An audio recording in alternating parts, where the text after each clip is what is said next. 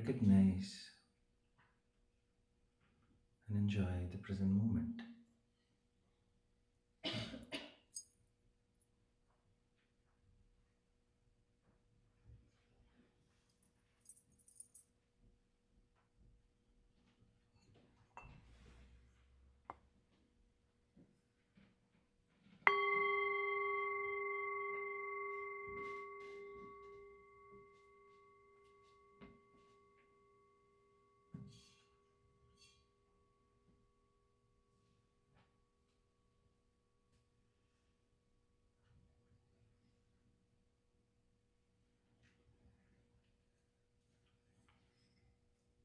Let us chant Omkara thrice, followed by Asatoma Sadgamaya.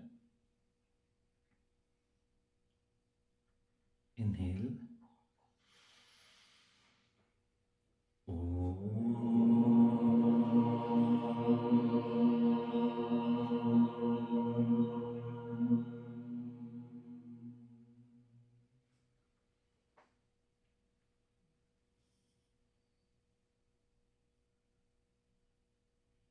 Inhale.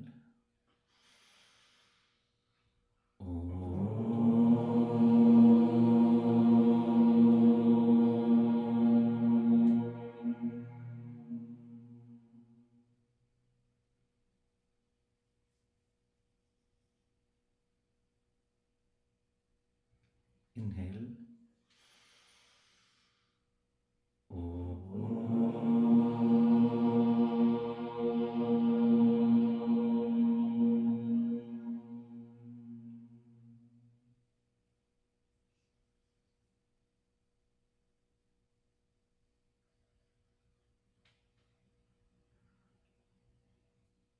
Asatoma Sadgamaya Tamasoma Jyotirgamaya Mrityorma Amritam Gamaya.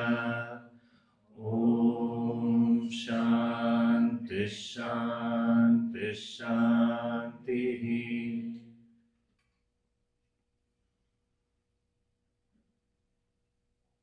Slowly and gently, you may open the eyes.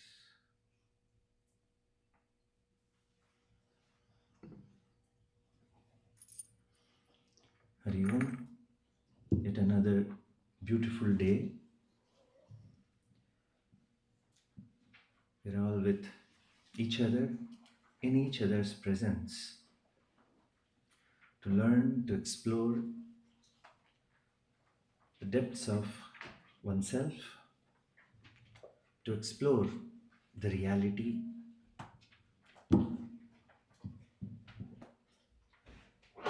to have new insights about life. Hinduism or Hindu Sanatana Dharma is a very vast canvas.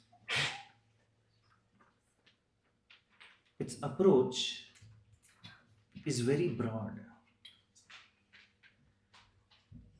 So much so that I think it's the only customizable religion in the world. There are no one set of do's and don'ts. There's no one book. There's no one prophet. So much so, varieties of modes of worship even. Sometime back, a couple of years ago, one of our devotees here at the ashram took me to the Froyo place nearby. We do have some sort of Froyo places in India as well, but then, to my utter surprise, there were a number of yogurt flavors, and the toppings were endless. So I was asked to take a bowl. I chose a small one. They said, no, take this. In fact, there are so many varieties, we may have to take that one. So I took a bowl and saw what flavors that I'm probably drawn towards. Vanilla, Banana I didn't like. Probably this and that. And there were array of sauces, nuts, fruits, dry fruits, etc., chocolates, etc., etc. And I put it all into one bowl and customized it to suit my needs, the calories that I wanted to consume, the taste that I wanted, something that makes me, in that sense, pleasurable or happy. Now, Hinduism, Hindu Sanatana Dharma is same as Froyo place. There's no one mode of worship. There's no one God that you have to be fixated upon. You see, this one God is coming somewhere from the Judeo Christian view of life, Abrahamic outlook, Eurocentric outlook. One God, one God. Why one God? Why there should be one God? We somehow feel that it's a logical need that there should be only one God. Why? We'll explore what Hinduism has to say. We do come to Ekam Sat Vipraha Bahuda Vadanti, one God, but where is this immediately, this approach, where is it coming from? If you examine, it's coming from Judeo Christian worldview. There should be one God. Why? It's like saying there should be one froyo flavor. You never you never argue that why there should be so many yogurt flavors. There should be only one yogurt flavor. Doesn't it make logical sense to have only one froyo flavor? You never explore the world or the choices that you have in this direction. In fact, m- more the better. You always want choice. You always want choice. In fact, you like that choice. 1% milk, 2% milk, 3%, 4%, full fat, this and that. We seem to enjoy that choice. But why is this insistence upon one God? One God. It's really coming from Judeo Christian worldview. Why? Because in those books and the commandments, there's only one God. Thou shalt not have another God. So we try to look at Hinduism in the same lens. In the same lens. Especially when the norm is one and you all are growing up in that kind of a environment, probably then an effort is also made from the Hindu community to fix our culture, also to suit our culture, our tradition, our religion into the same mold. How much ever you try, sometimes it doesn't fit in. And what is the Sanatana Hindu view of God?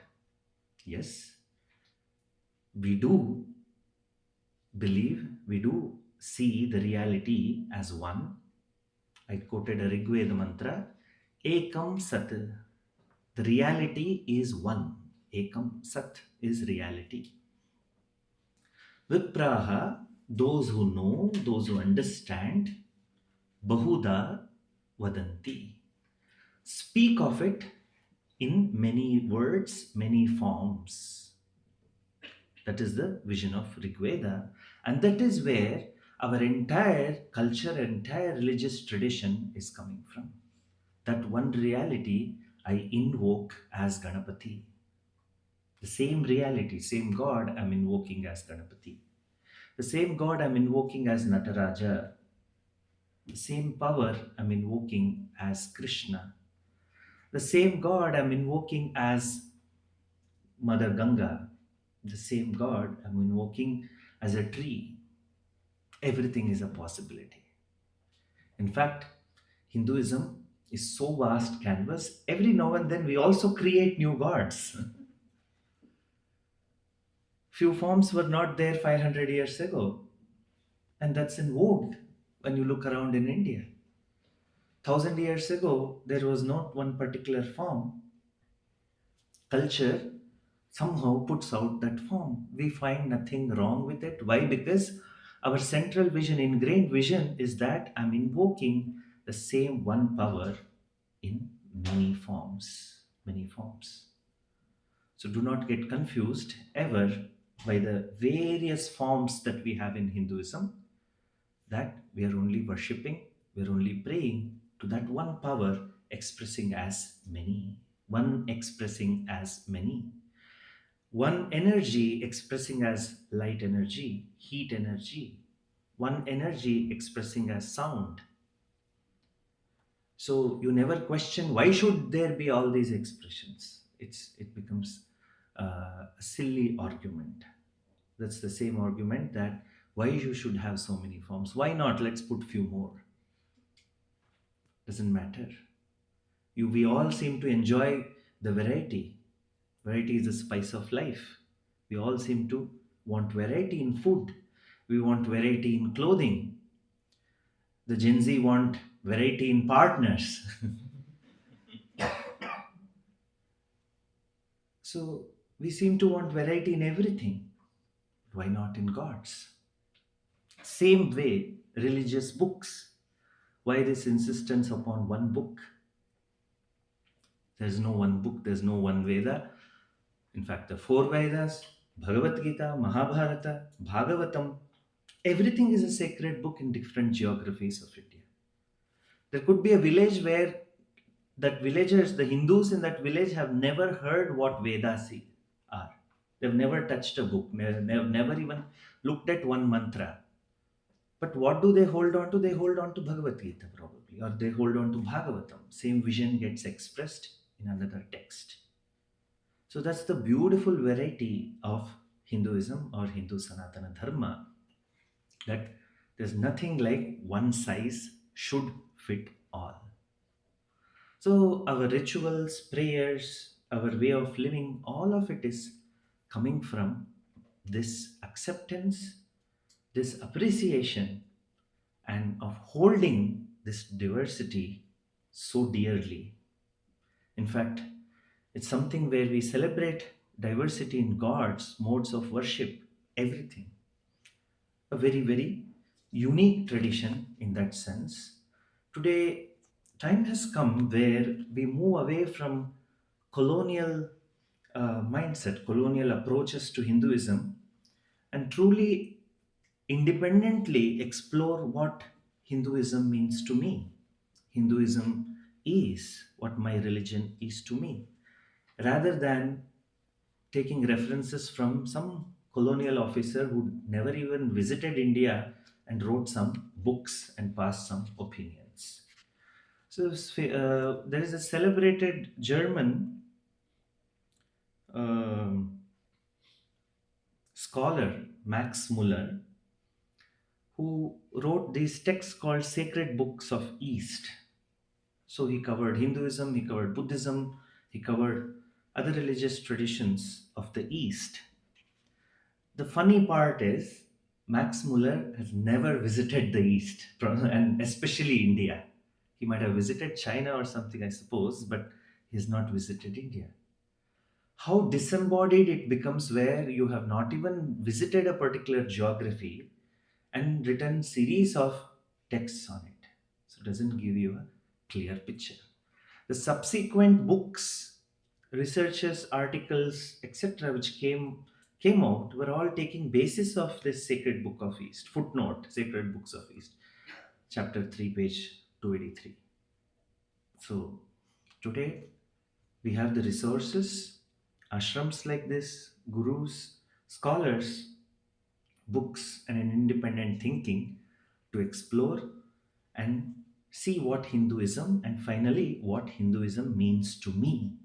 Because what, no matter what religion could be, it is at an individual level. In Hinduism, it is not something conformity and uniformity. It's finally what Hinduism means to me. That's how you customize. Suppose you do not relate to a few rituals, doesn't matter. Customize it. Have some element. Have the rituals in your life that bring meaning and peace to you. You probably do not relate to a certain form of prayer. That's fine. but take a form of prayer that suits you. Suppose you are not a person who is interested in elaborate rituals, then have a simple ritual of lighting a lamp when there is an occasion, or offering a flower, or planting a tulasi plant in your uh, home garden or whatever, and then offering water to it daily is a sacred ritual. So customize it and have it so that our way of living this religion, this dharma, brings meaning into your life. So it's a short note. We'll move into our discussion on art of acceptance and yoga of objectivity. There was a one young novice brahmachari. Once he came into a monastery ashram. So that's the day where everybody were graduating out of that monastery. Many of other novices who were training in that monastery. That was the day they were all graduating to go out and continue the work. So this young person asked the neighbor what's going on. They said, yeah, all these people studied for 3 years, and then now today they're graduating out of the ashram. So he was curious, this young person. He asked, hey, how much time were they doing sadhana or practices in each day for this course of 3 years? So the monk or the person sitting next to him said, oh, I think they were putting about 6 hours per day, 6 hours of sadhana. So he said, okay, fine.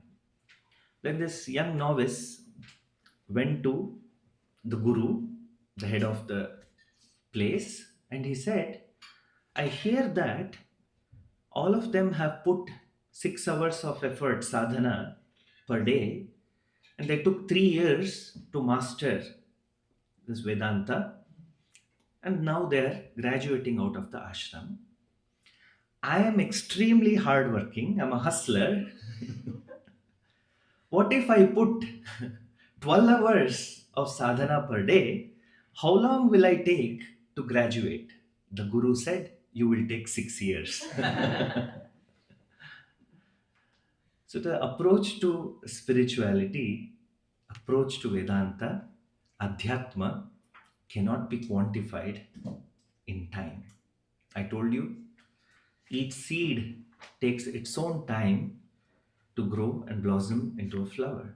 Similarly, each one of us take our own sweet time in order to internalize this vision, in order to for this wisdom to settle down in our hearts and align our thinking, speech, and action in the vision, in accordance to the vision of Shastras, in the vision of Vedanta.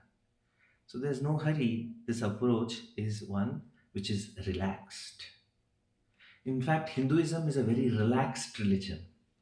Our time frame is very huge. Abrahamic faith's only one life. You make it or you lose it. We have next janma. Suppose you don't make it, no problem, next janma. That janma, no, next janma is that doesn't matter. Huge time scales.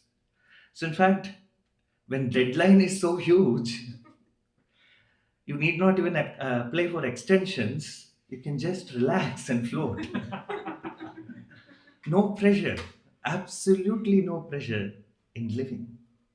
Wow. If you're looking for stress-free life, come to Hinduism. So, a relaxed approach. Vedanta is a relaxed approach. You get what you get in these 3 days. And then you continue to explore.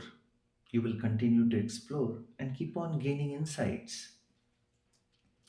And make it in this life itself. Vedanta's opinion, do not, just because options are available, not keep going, you will make it in this very life. And what is making it in Vedanta? Making it is discovering your true nature, discovering freedom, freedom, freedom from all the bondages that we have created in our minds, all the bondages. In fact, if you really see physically, we are in a free country. Nobody is binding you to anything. You're a free person, but yet, if you observe and then examine how do you think and feel internally, we seem that so many things bind us, and all of them are our own mental projections, or mental picture conceptions. If we can address it, freedom is here and now. Freedom is here and now. When physically I'm free, I better be mentally free as well. I better be mentally free as well. So Vedanta takes us into this unique journey of truly discovering what one is, and that freedom which is innate, freedom which is one's true nature. The journey takes us towards that. And in order to make the journey happen, in order to culminate this journey in freedom, few things have to be handled first. Those few things are these values that we must have in our life. And that one particular value that we have been discussing is acceptance. Now, exploring acceptance in accordance to law of karma. Karma is a very popular word now. Everyone seem to have a conception of it.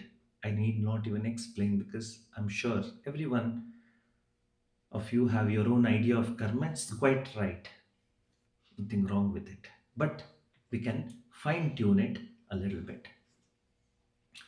You see, sometimes in life, the challenges or situations are so hard that I understand that acceptance of them is not so easy.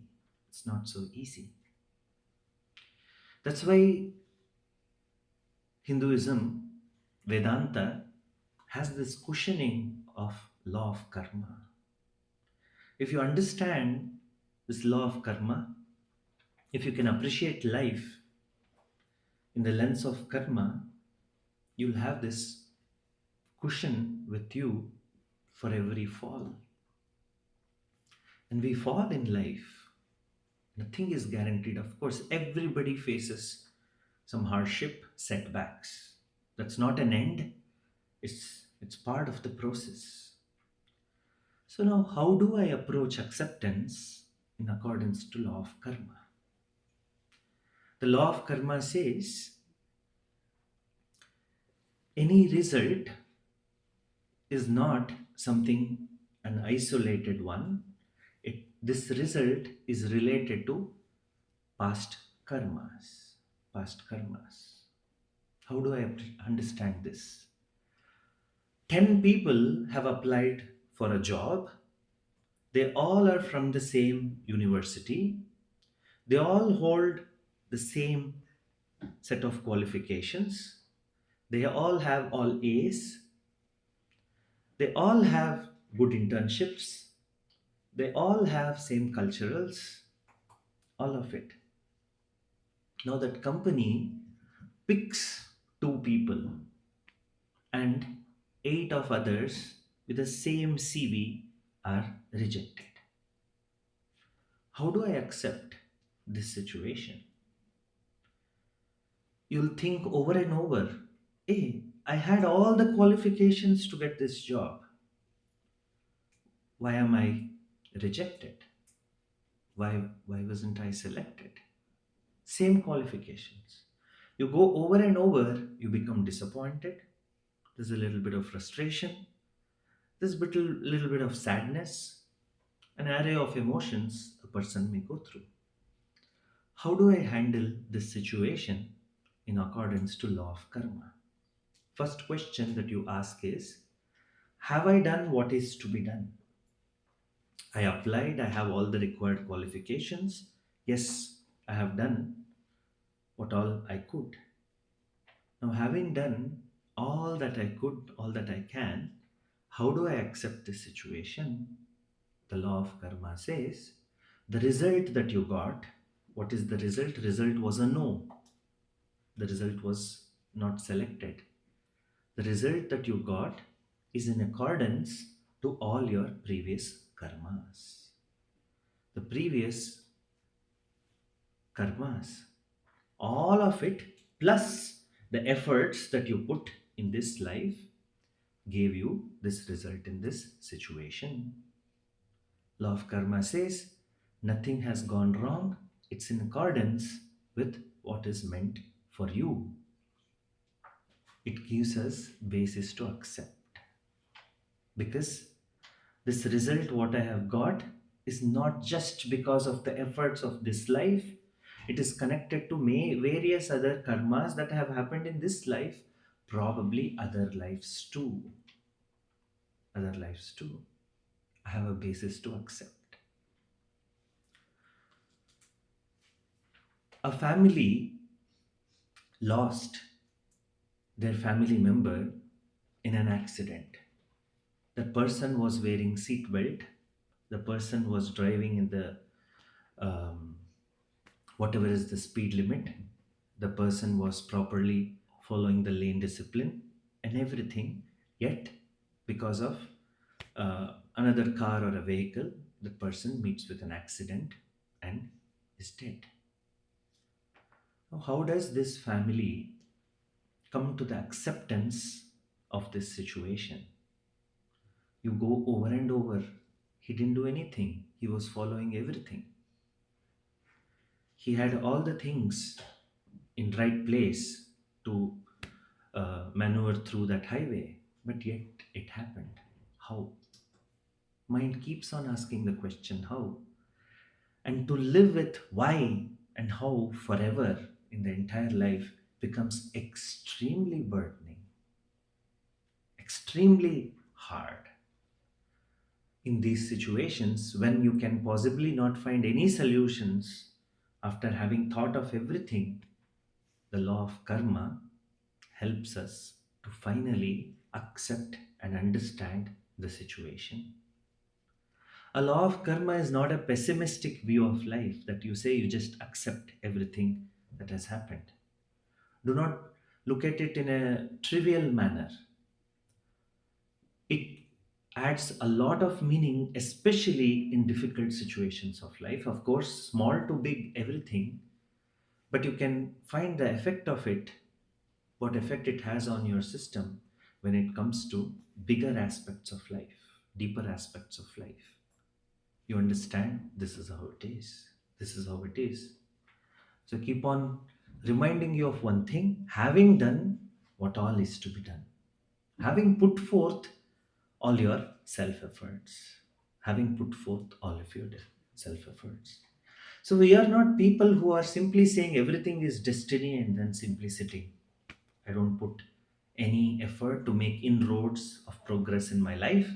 It's not that. In accordance to law of karma, how do we look at life? Life as a mixture of both free will and destiny. Lot heated debates go on about this destiny and free will. Is there a free will? Okay, there's one set of people talking about yes, there is a free will. Then other destiny people are there. No, it's all destiny. I have no control over life. It's all destiny. Hot debates are there. Philosophical debates on this side. This side. They'll quote Bhagavad Gita. This quotes Brahma Sutra. This person quotes Upanishad. This person quotes Shankaracharya. This person quotes Vedas. Endlessly it goes on. Let me give you a practical insight to it. We'll keep the what this book is saying, that book is saying aside. Let us approach it in a very experiential first person's view. I said life is a combination of both free will and efforts. like that of riding a bicycle. There is a pedal, and then you put your effort, the wheel moves forward, and there is a supporting wheel of destiny which is helping you maneuver through the journey of life. It's a combination of fate and free will, destiny and free will. Swamiji, can you explain it further? Can you give more clarity? Yes. Okay. Your height is destiny. Can you change your height? Yes, Swamiji, I wear heels for 3 hours. For 3 hours, you have changed. Your height is what? Destiny. Weight is free will.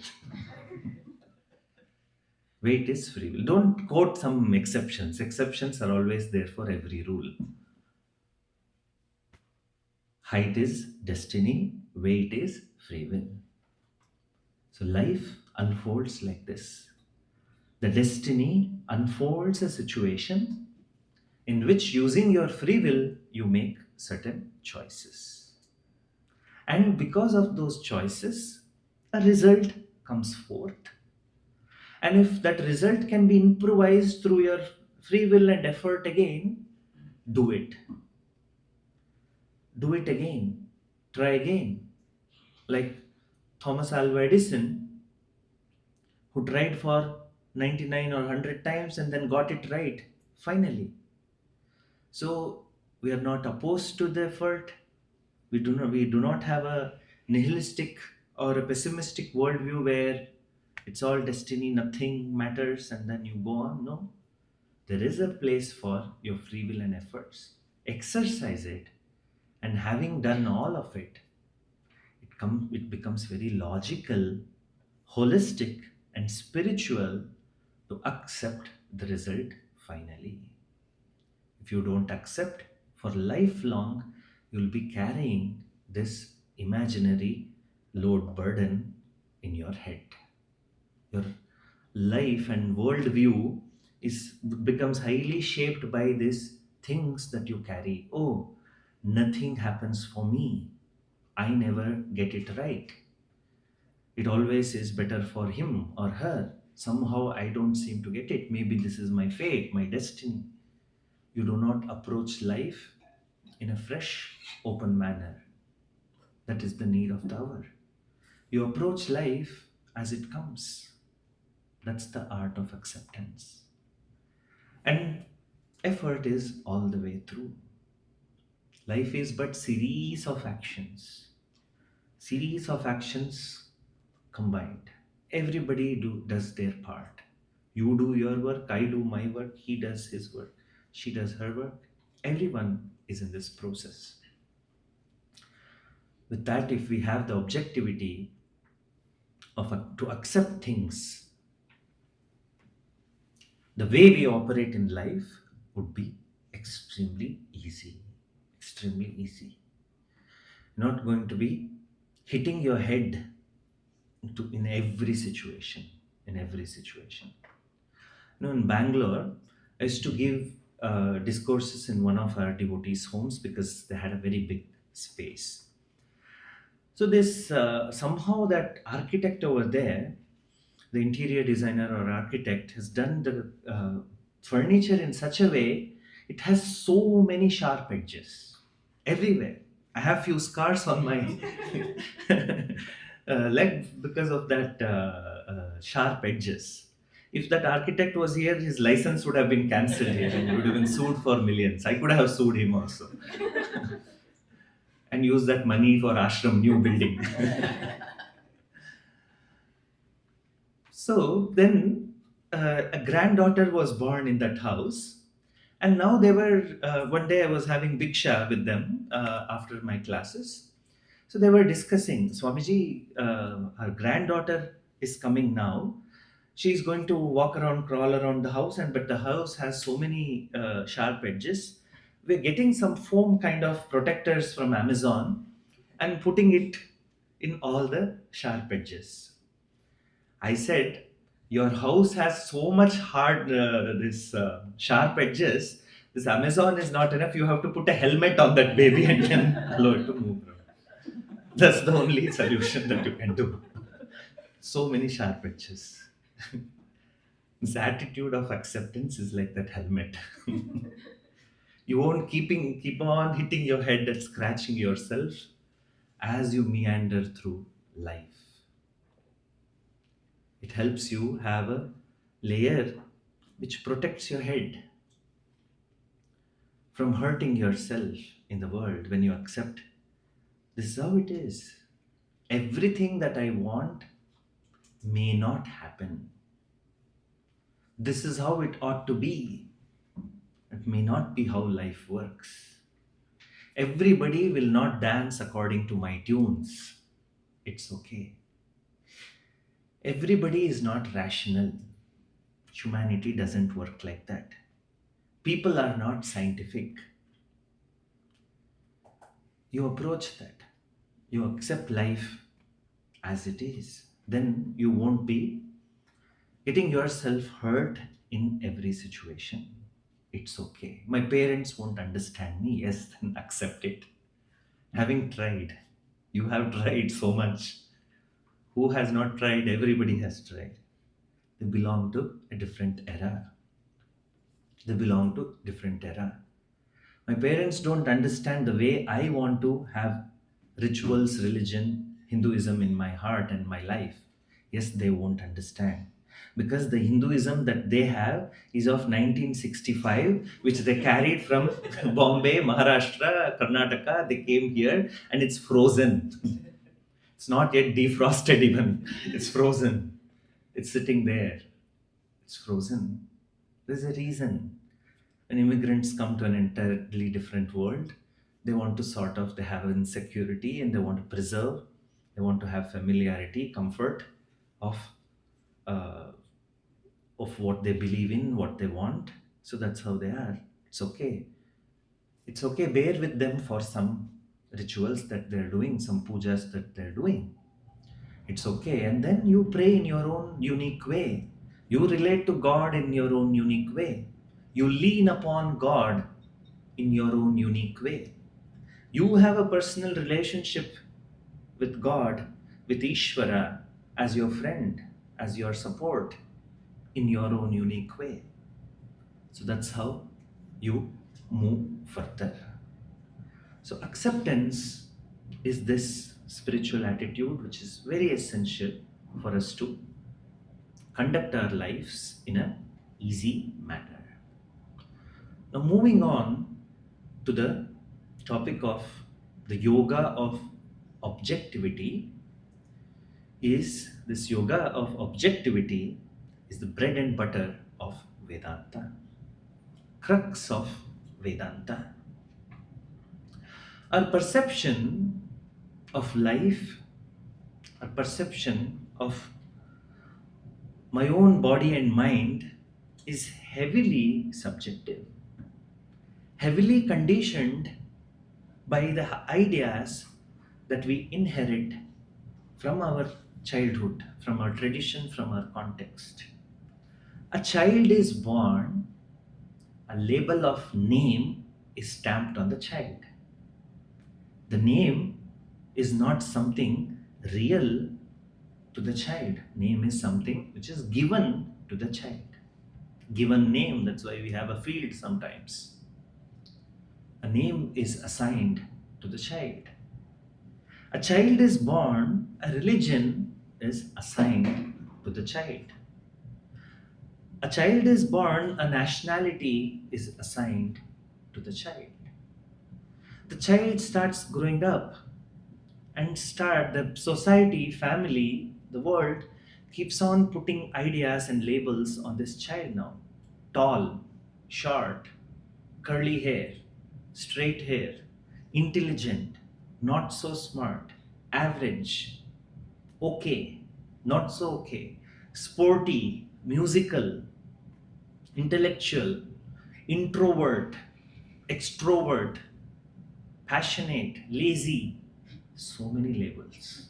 Oh my God. So many labels. In fact, you examine every label. Here and there, you may have good adjectives. assigned to you as smart, this and that. But look around, look at the world, how it operates.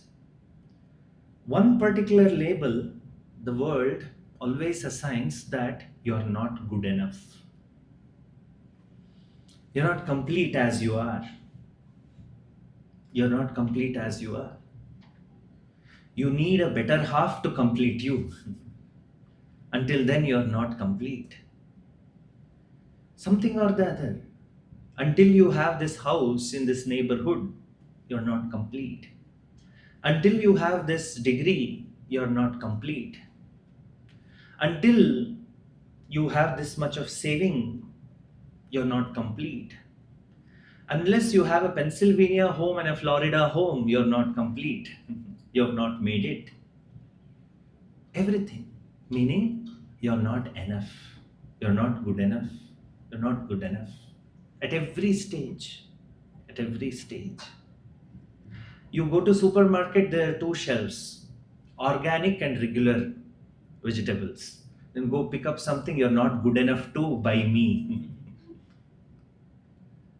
Everything.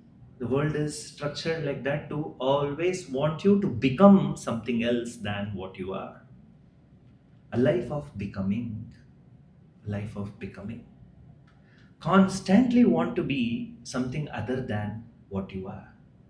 You gain a lot of skills, have made great progress, have an undergrad degree and a master's degree, not enough, something else. The world requires something else.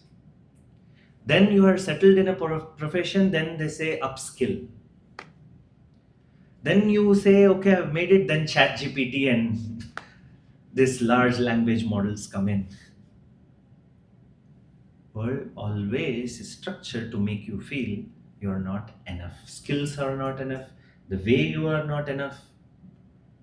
Then get a husband, keeps on saying you're not enough, good enough, not good enough. Take a wife, not, she keeps telling not good enough, not good enough, good enough. Take a partner, the same partner keeps on saying that after a while. So the life, how we perceive, how we look at it, is heavily conditioned by all these subjective labels that the world imposes on us. In Vedanta, objectivity is to look at the world and yourself without all these subjective labels.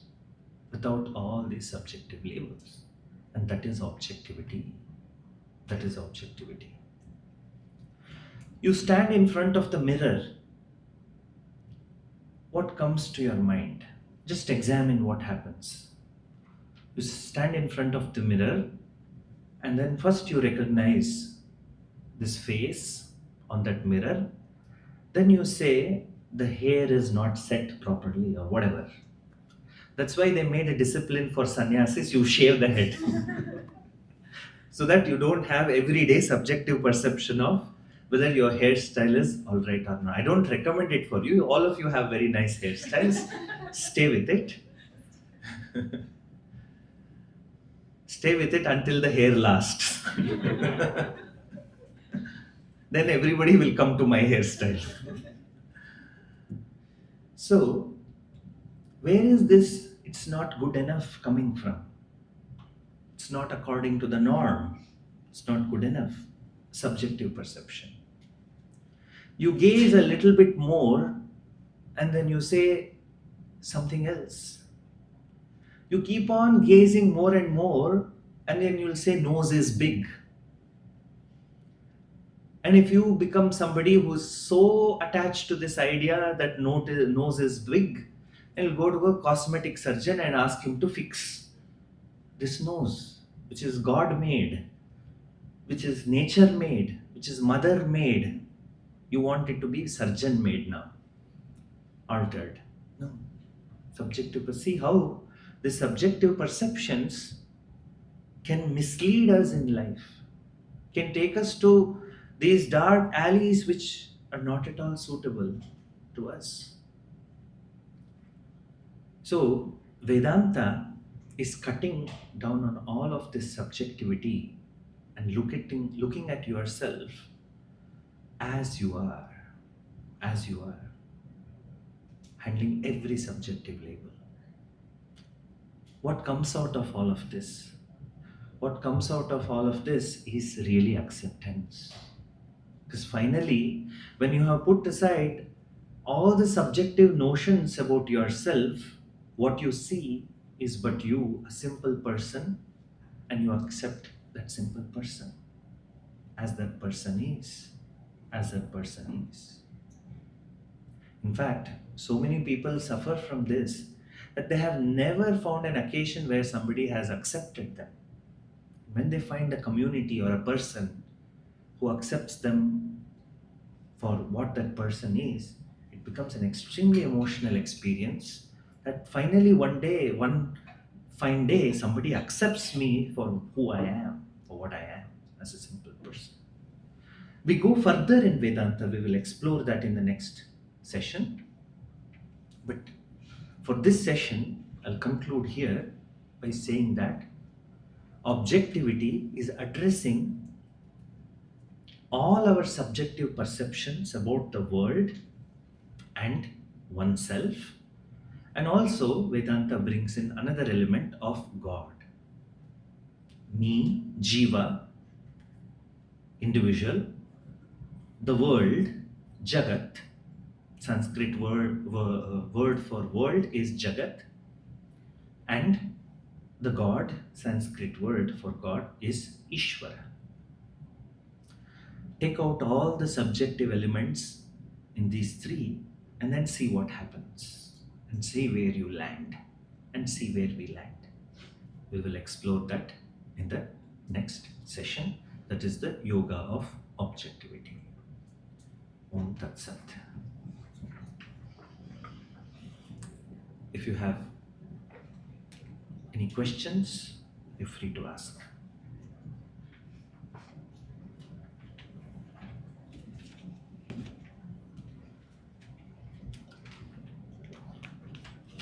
Anybody?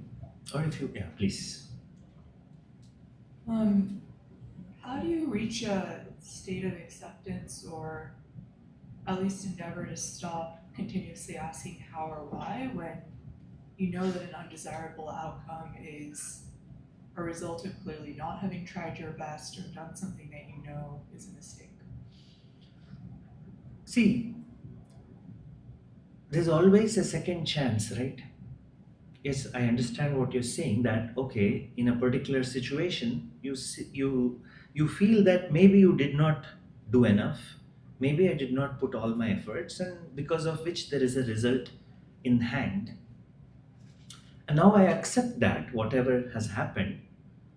Now, isn't there a room for doing something new? Life never gives a dead end. There's always a new hope. There's a new opportunity.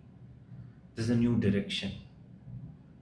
Yesterday, um, I was taking Swamiji towards Wind Gap, but then the road is closed. Road is blocked. But then we found out there's another road to reach that place. We tried that, even that was not possible. Finally, we changed the location of the post office. If not Wind Gap post office, there is some other place where you can go to that particular place. Yes, you tried to go to the same location, it's not happening. You tried another way, that also probably didn't happen. Finally, in life gives you an entire, you have to shift your perspective that okay, this did not happen, probably there is another way. That's how you apply the acceptance. Even situations where you might feel okay, I have not probably done it enough, or that I probably did not put my all my efforts. So even this situation, there is another tangent all the time. Did I answer your question? Yes.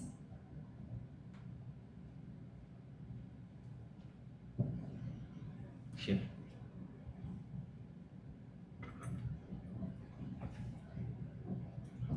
Namaste again, Swamiji. Namaste. So my question is, like, I guess with acceptance, a lot of times we wonder, like, with like any job search process nowadays, a lot of times recruiters just send you a generic email Mm-hmm. saying, unfortunately, due to whatever reason, we've moved on to another candidate, or thank you for applying, keep trying, something like that. Mm-hmm. But does that mean there's like a hidden message from Ishvara that maybe that the right role is coming and not to lose hope? Or how do we like internally at least tell ourselves that maybe there's a reason somewhere hidden, and that's why those rejection right now seems to be like the reality, but maybe the positive reality is like on its way. Like, is that something? True, yeah. Never lose that hope. That's how we approach. We accept the rejection, but that doesn't mean that you don't do anything after it. Probably keep exploring newer avenues, newer jobs, newer tangents. Keep on exploring, and that's where you make inroads, make some progress in that. Till then, the attitude of acceptance. There is a rejection, it's hard to take, it I accept. In the grand picture of life, this is not a final no. This is not fixated.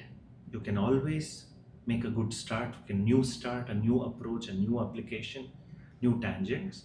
So keep it open like that. Then alone, uh, life works in a happy manner. Otherwise, one will be frustrated. Yeah. Thank you.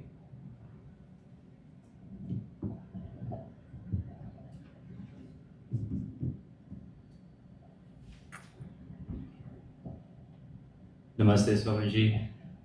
You alluded to, well, you kind of referenced this in this previous lecture just now about how, a lot of us are first or second generation Indians here in America, and our parents took their traditions and their way of life from 1960s, 1970s India and brought it here, even though we're in, 2025, it's still, 40 years ago, they're bringing it over here.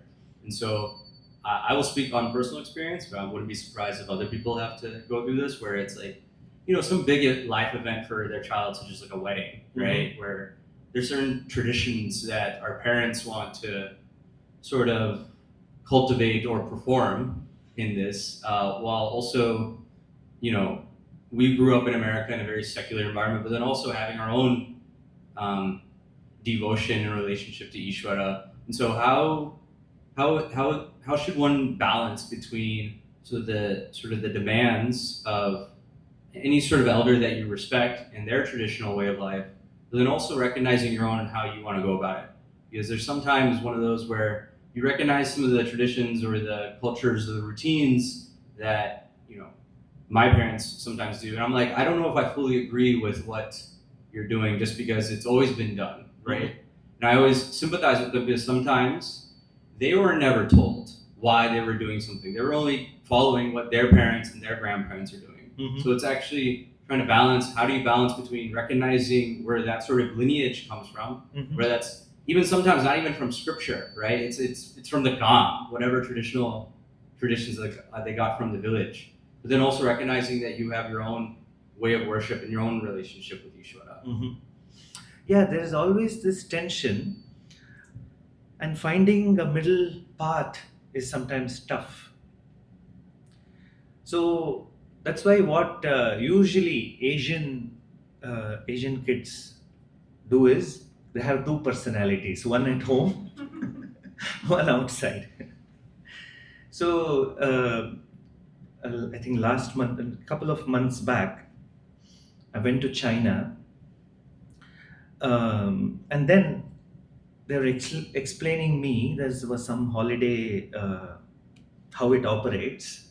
So kind of same like Desis, when they go for holidays to the parents' home, they're just in all the norms for those 3 days or a week, and then a different life outside. Not so desirable. That's not what we how we want to ultimately live, but very hard to explain to the parents that my life is different. It's not the same as what is stuck in your head. So there is some nice things about those rituals, or the way of life they hold on to. Do not throw the baby along with the bathwater. We don't want that kind of a situation. Bargain for a middle ground, for a middle path. It's a hard bargain. We got to do it somewhere for them to understand where you're coming from. Do not. It need not be like a revolt, a revolution in the household where you are so heated debates about all these things. Three people cannot sit on the same dining table and have dinner or any other topic. Everything is related to, life has so many elements, isn't it? So life has element of prayers, rituals, of vacation, sharing, caring, cooking, all of it. So many things you can do. Few things don't fully agree. Let go of few things also. It's okay. I need not make everything happen. Few things I let go. We follow so many norms in the society, in a corporate world, or in the context that we are in, where we fully don't agree with that, isn't it so? So the same principle you agree, you apply it here. Does that make you a hypocrite? No. It's just that some things, everything cannot go according to what you believe in, what you want. So you go with it. You go with it. So similarly, apply that fluidity and accommodation for because of a situation in family context, in this religious context, wedding context. They want a Bollywood wedding, you want a destination wedding, all that, and then so let go of a few things. So it's okay. Yeah. Last one. Namaste, Swamiji. Namaste. My name is Neil, and the question I had was that you touched upon motivation to upskill professionally or grow professionally. So, what should be that right motivation then? Because you always want to, we want to either improve our position in the company or salary, or you're chasing something that way. Usually that is the driving factor for most of us. So, what should be that right, so that you don't stop, you're not stagnant professionally, basically? I'll give you a generalized approach that you can apply for many aspects of life. You see, somewhere what you start with a lot of excitement, a job, start with a lot of hope, excitement, dream, all of it. Somewhere as life is progressing, the same thing somewhere becomes like something so stressful that you're irritated upon, frustrated, where it's casting a shadow on your life, health, so many things. Somehow that kind of a situation happens. There may be a few physical components to it, and there are a lot of mental components to it. How one lands up in such a complicated situation. So the generalized rule or approach that I want to give you is, everybody, you see, when we are playing a game, we approach it with all seriousness, isn't it so? You're playing, I don't know, do you all ever play board games? Okay, oh, still there. Or even, okay, video game for that matter. You're so involved in it, so involved in it. You're doing something and the bike is going this, you turn like this, to such an extent you're involved. To such an extent you're involved. So you go on and on and on with that game. And at some stage, sometimes you complete a level, sometimes you don't complete, you are playing for 20 minutes or whatever time available, and you let go. After that, you switch, you shift, you come out of it. Similarly, have that approach towards life, towards career. Approach it with all seriousness, the same seriousness that you bring in to a game. And then when there is an occasion, when you're done with it, 9 hours, 10 hours, 12 hours, whatever is the hours you put in, snap out of it also in the same way you snap out of the game. You snap out of the game.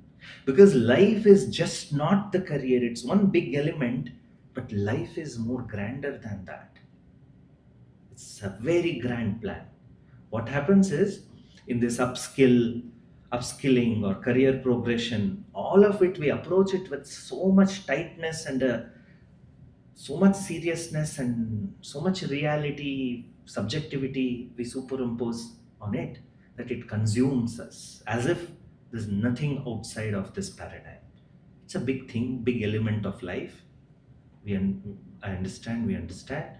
Approach all of it, upskilling or job hunting or career progression, finding new avenues, entrepreneurship, whatever it could be, with this approach, then life becomes something enjoyable. Your day becomes something enjoyable. Whatsoever be happening in that job situation, yet or work situation, yet I know that I'm approaching with sort of playfulness. In game, there are challenges. You try to maneuver through it. So similarly in the career, all of it. So approach it like that. Never lose that play element of life. Yeah. Okay. We'll conclude with one small exercise again. What can be the exercise?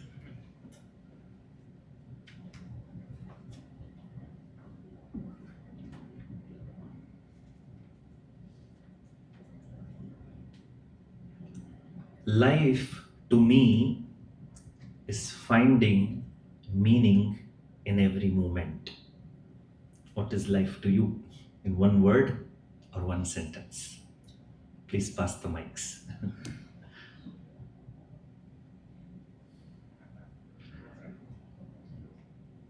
Life to me in one word or one sentence? Play.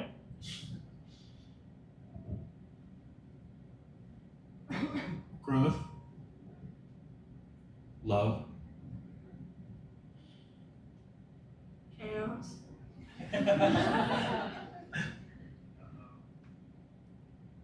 Nature.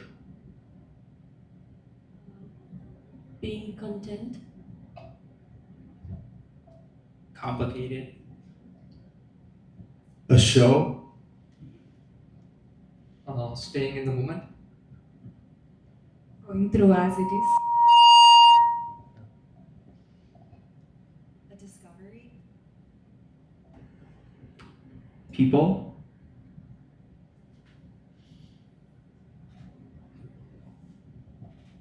Curiosity. Finding happiness. Going with the flow. Lowering suffering. Objective. Sacred radiance. Service. Your impact on others. Learning. Happiness. Growth.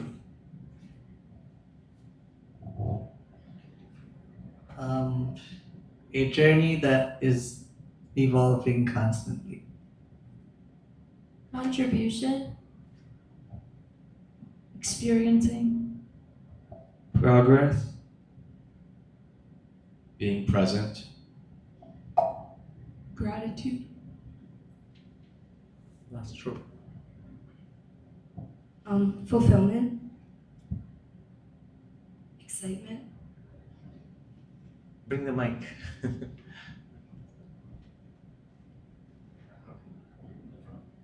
Here.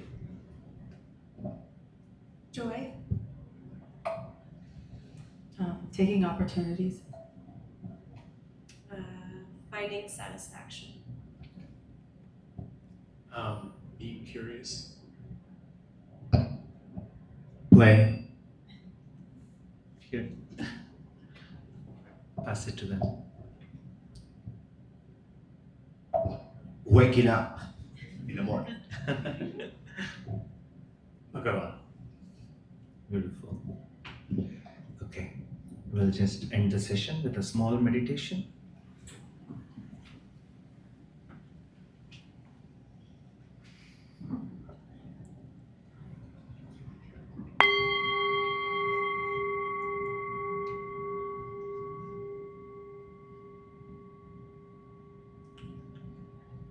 Take Take a comfortable posture.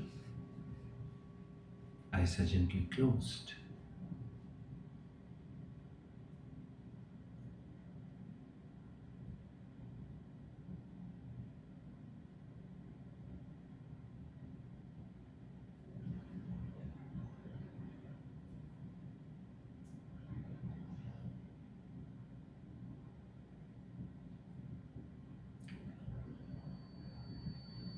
Try to see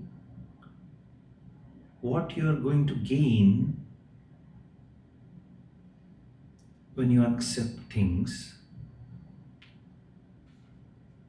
rather than only looking at what you're going to lose when you accept.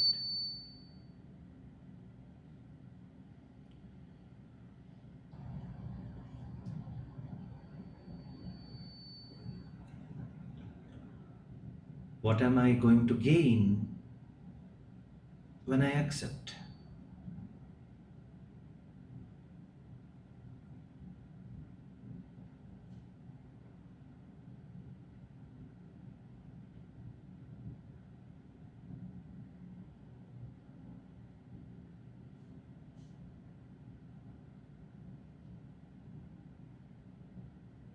Think about it today when you find some time and mental space.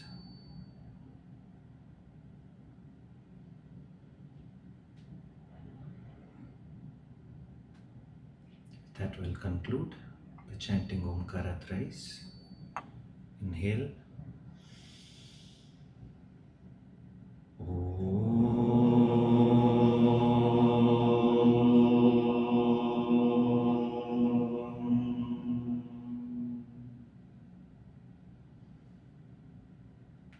Inhale.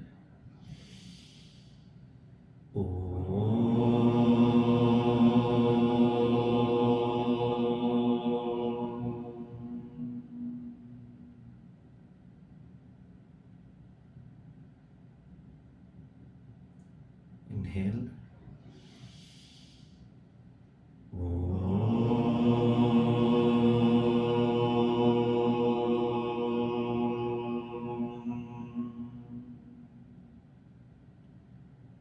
Shanti, Shanti, Shanti.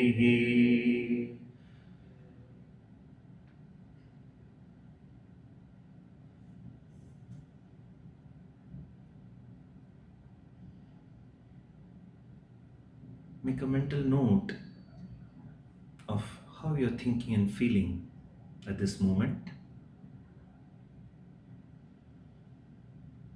as if you're clicking a picture. With that, slowly and gently, you may open the eyes. Look and smile at your neighbor or the person sitting in front of you. The person sitting in front is the same in Halloween costume.